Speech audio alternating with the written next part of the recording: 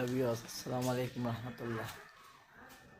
আপনাদেরকে আমি দেখাবো ব্রয়লার মুরগির ফার্ম কীভাবে প্রস্তুত করা হয়।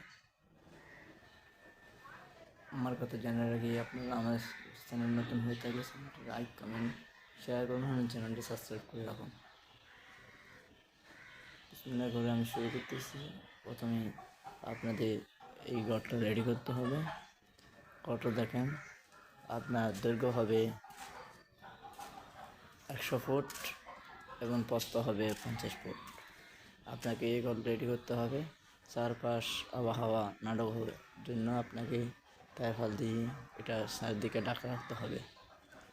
বেশিরভাগ শীতকালে ঢাকা রাখতে হয়, কারণ মুরগির অনেক অসুখ আসে এবং সেই জন্য আবহাওয়া নাটকের জন্য এগুলো ঢাকা রাখতে হয়।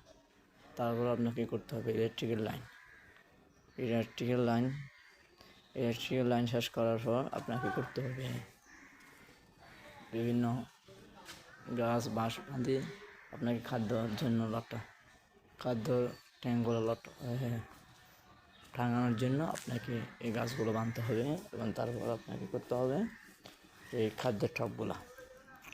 এখানে দুই প্রকার টব প্রয়োজন আমাদের, একটা হলো খাদ্যের টব আর একটা হলো পানির টব।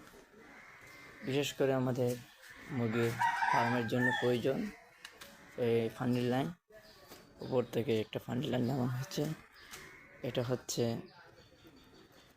হচ্ছে পানির ট্যাঙ্কের, এটা হচ্ছে মোটরের।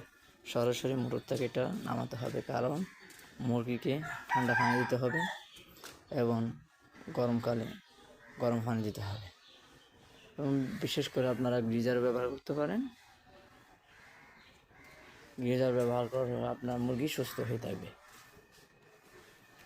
এরপরের ভিডিও দেখার জন্য আমাদের সাথে থাকুন। ততক্ষণ পর্যন্ত সুস্থ এবং ভালো থাকুন। আসসালামু আলাইকুম ওয়া রাহমাতুল্লাহ।